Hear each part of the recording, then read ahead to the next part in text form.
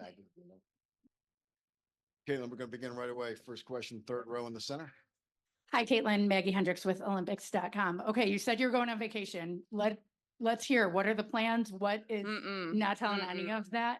Okay, then what was it like teaming up with these players you haven't gotten a chance? You've only faced players like Angel Reese and seeing you out there with Enrique and all of that. Yeah, it was great. Honestly, it was a lot of fun. I thought we came in here and we competed hard. That was the thing. Like we knew they were going to want to win. So we came out with the same mindset of wanting to win. I think we were down 2 at halftime, and I thought we started the third quarter really strong, and that's what kind of set the tone for that whole second half. And then never hurts when Enrique gets really hot like that. It's just kind of like give her the ball and let her do her thing. And it's probably the main reason we won was because of her. So shout out to Enrique. Okay, next question, front row to your right. Good, no cap space. You came close to the WNBA All-Star assist record, and you mentioned on the broadcast that you and Sue were talking a little bit. Can you give us any insight as to what was being said between you two? That's Sue's record. I can't take that from her. That's my homie. So, but no, I mean, we were just playing hard. I don't know, like there was a couple times, especially with AB, like you can still just see our connection, even though we're not with the whole Fever team, like we still have that connection. And then John Quell ran well in transition. So it was just fun. Like I was just trying to push the pace, get the ball out, even on their made baskets and go. Like that's just what I do. Like I try to push the pace for everybody. And I think at times that led to really good offense for us. But yeah, that's all Sue. So let her have that. Next question to your left on the fourth row, all the way to the end. Hey, Caitlin, Doug Feinberg, DAP. What was it like out there watching and being involved with Enrique in that third quarter? I mean, people would sort of had that with you in college for all those years, seeing spurts like that, but to be out there and then watching from the bench, seeing what she did in that third quarter. Yeah, it's so fun. Like as a scorer, like when you see a couple go down like that, like you just have all the confidence in the world. The basket looks really big. So I know exactly how she felt. Like she was just in the zone. Like, and really they played good defense multiple times. Like there's just nothing you can do in those situations where she's making step back threes, one-legged floaters, things like that. Like you literally cannot guard it. And like I said on the broadcast, like in my eyes, she's the best one-on-one player in this league. Like she just has that skill. Like she can get whatever shot whenever she wants it. That's how good she is with the ball. So it was fun to watch. Like that's exciting for me. Like I haven't always been on that side of it where, you know, you have a teammate that goes kind of crazy like that. So for me, like on the bench, like they tried to sub me in for her. I'm like, no, I'm good. I'm going to stay over here on the bench. Let her do her thing. Caitlin, next question's third row to the left here.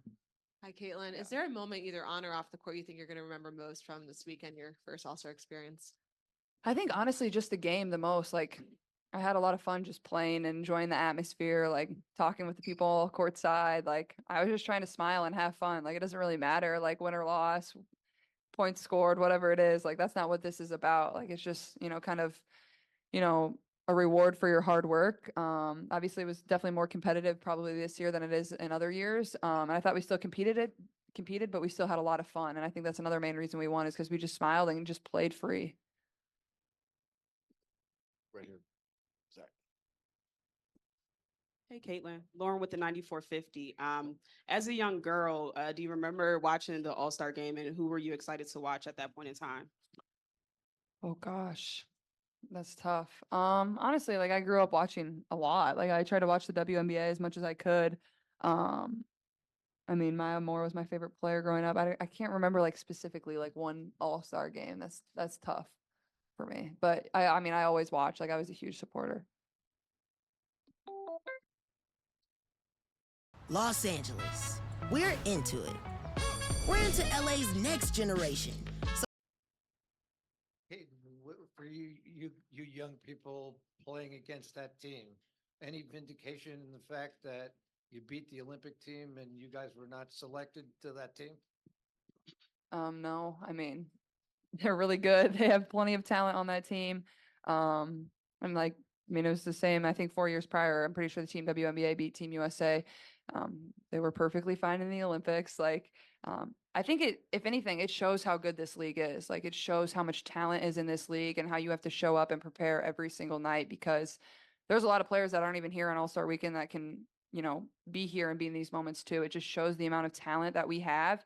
And there's even so much more talent that's not even in our league because there's only 12 teams. There's less than 144 spots. So, you know, they could have picked any combination of 12 players and probably been really, really successful. So I think for myself, from my standpoint is like, you know, this is a great opportunity to, you know, help prepare them for Paris. And, you know, I'm going to be supporting them and cheering them on. Like, I love the Olympics. I've loved the Olympics ever since I was a young kid, and they're going to be just fine. They're going to win gold and dominate. So I'm not worried. Next question, Caitlin, all the way to the right. Hi, second row. Caitlin. Go ahead. Hi. Yeah. You just spoke on having 12 teams, but coming off a sold out all-star game, you're coming in the next 2 years. There's 2 expansion teams, including I'm from Toronto. We're getting our first team in Canada. What does it mean to you to come into the league at a time like this where the growth is unprecedented? Yeah, it's awesome. And to be a part of this, like to see it grow, it's super special, super special. I'm happy for the players that have been in this league for a really long time to have moments like these and opportunities like these because they've deserved it. You know, it's been a long time coming, but honestly, like, I feel like we're just scratching the surface. Like you said, the 2 expansion teams that already announced and are, you know, going to be coming over the course of the next 2 years, like that's only going to help the league grow. It's going to get more eyeballs, get us into new markets, the new media rights deal, that's going to help.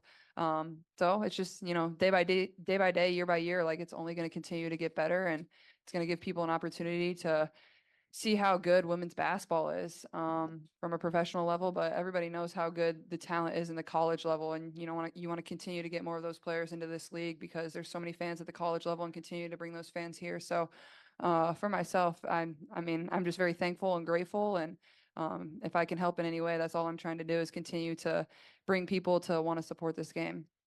Caitlin, this will be our last question for Caitlin. Caitlin, fourth row to the right. And let me just say, we'll be joined immediately by Enrique and NECA. Caitlin, Greg Moore, Arizona Republic. Go ahead. Yeah.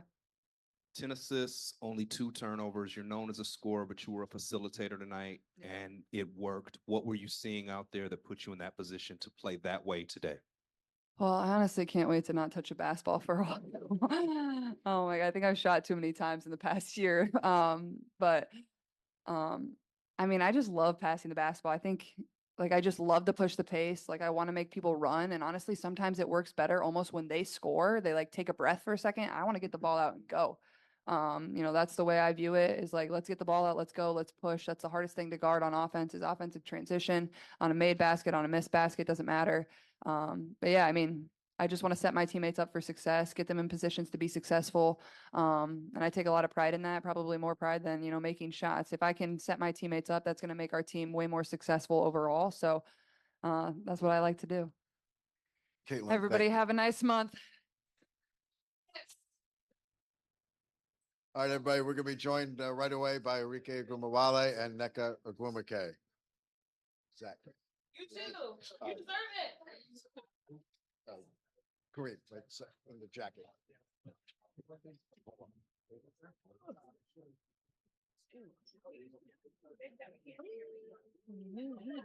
All right, everybody, we're going to start right away with questions for Enrique and NECA. I'm just here for vibes.